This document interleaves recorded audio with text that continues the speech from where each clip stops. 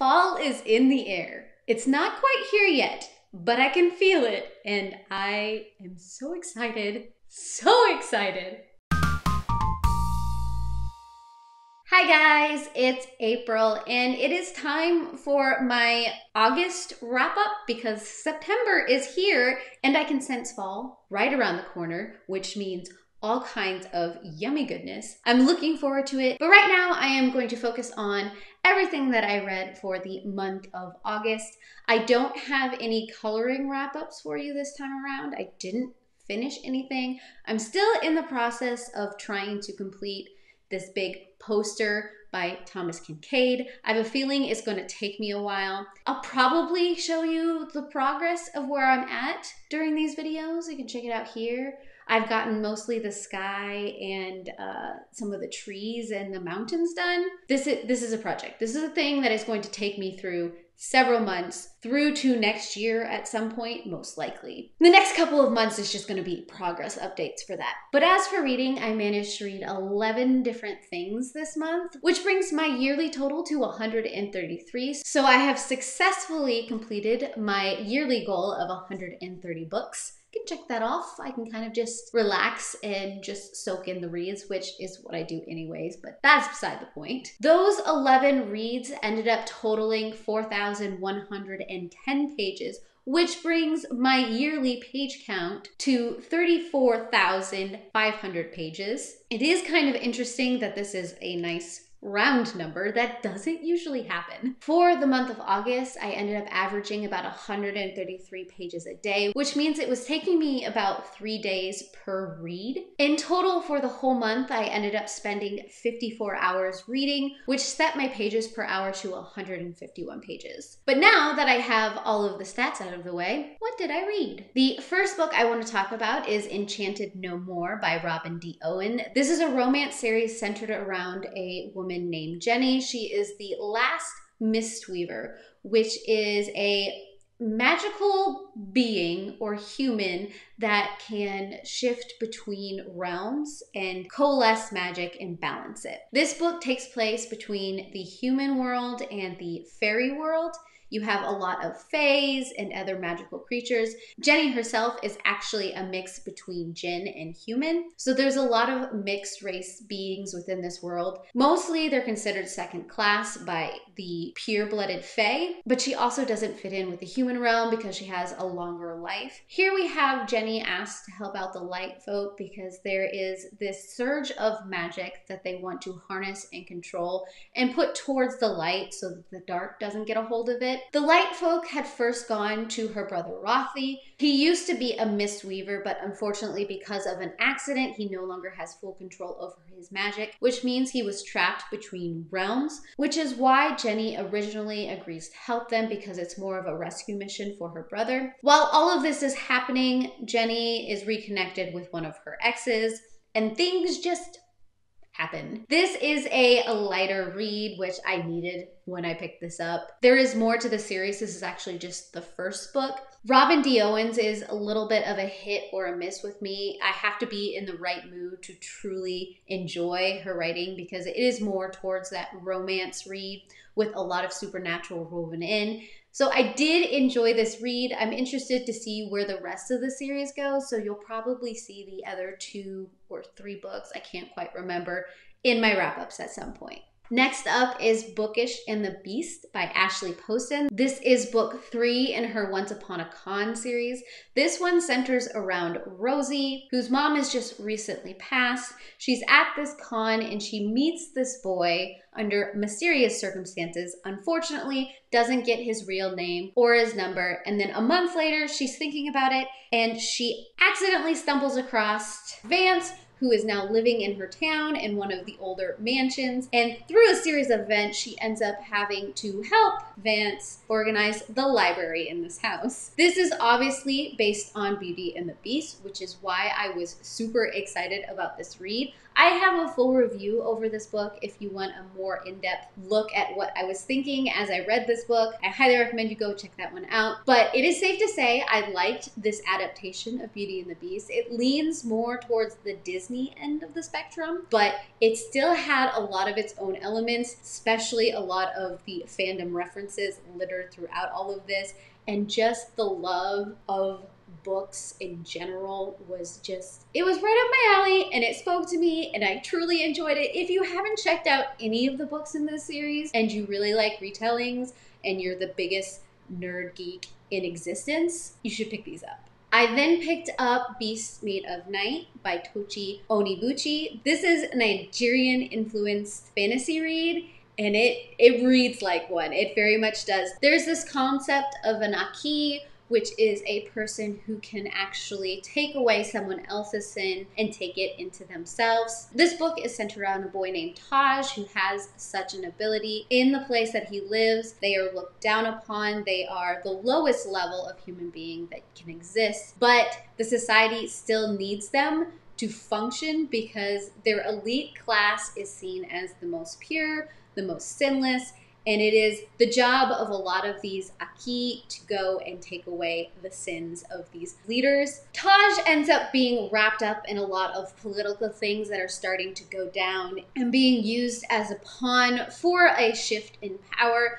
But at the same time as the shift in power, he's starting to learn a little bit about his own ability and what that truly means. This book ends in a very big cliffhanger. I am probably going to pick up the second book at some point because I want to know the conclusion of it. And I did enjoy reading this kind of sin eating and these sin beasts and the whole mythology centered around all of that. It's something I've never actually seen done this way before, so I'm interested to see more of it. Now, I will admit that there were times where I didn't quite connect with Taj as a character because those connections didn't feel real with other characters in the story, but there is enough in this world that I am fascinated on seeing where all of this ends up. I also picked up A Harp of Kings in a Dance with Fate by Juliet Marillier.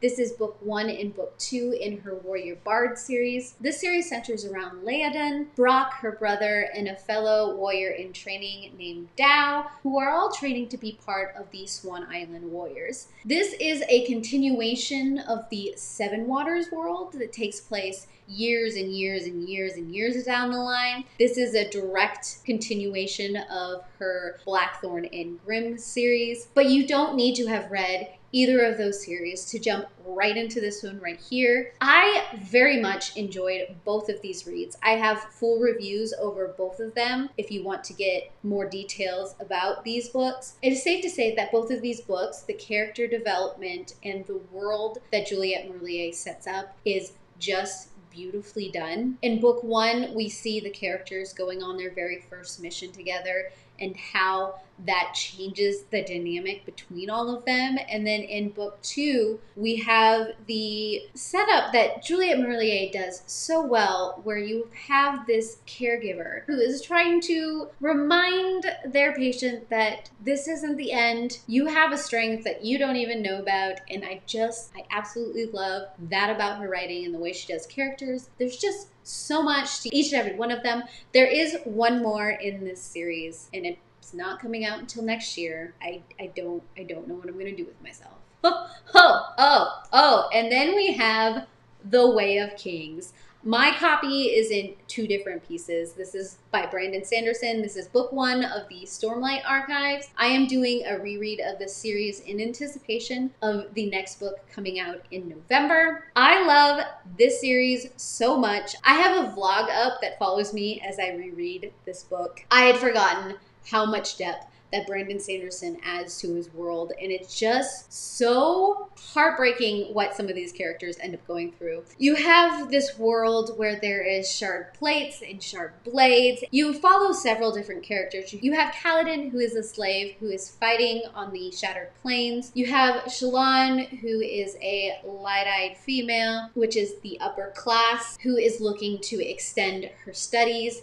You also have Dalinar, who is also a Light Eyes, who is an Alethi prince. He's been getting visions that is telling him to unite them. He doesn't know what any of that means. And then all of them have big roles to play in everything that goes down in all of this. I don't even know how to explain this series because Brandon Sanderson has so much depth that he always gives these series. So that is probably the briefest synopsis I can give you. But like I said, I have a full vlog that you can go watch if you want to know more about this thing here. For Shay and my book club, Tell It Again, we decided to read Unravel the Dusk by Elizabeth Lim. We have a live show up where we discuss our thoughts on this book. This is book 2 in the Blood of Stars, which is a sequel to Spin the Dawn. We see the continuation of Maya's story after she has completed her task in book 1. I'm not going to give a lot of information here because I don't want to spoil book 1, but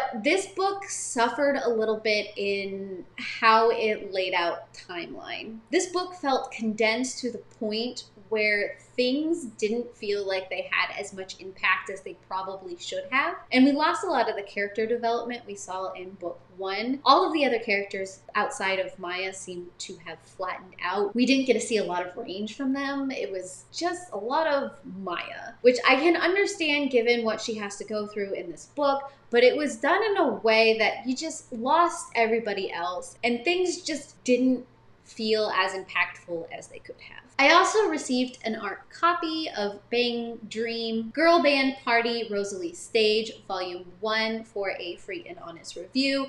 This is the first volume of a graphic novel series that is going to be following this band, Roselie Stage. This first volume mostly centers around the girls forming to become a band. Now, I will go in saying that I did not realize this was actually based off a game franchise, I believe. So I don't have a lot of that backstory or know a lot about that. But going into this blind, I did like the art. That is one thing I will note. I know that in first volumes it's kind of hard to really connect to a lot of things because they're trying to do a lot of setup, and that's kind of what happened here. So I don't feel like I have a full understanding of any of these girls, and their knowledge of being in a band felt like it was amped up more than it probably would have for girls this age, but that is also something that happens a lot in manga like that, which is fine. So it'll probably be a couple more volumes before I can even give you a real feel for what this series is and my thoughts on them. And just randomly on the side, I got a review copy of Bento, which is a recipe book for 70 mega-head delicious box lunches, as the title of the recipe book actually says.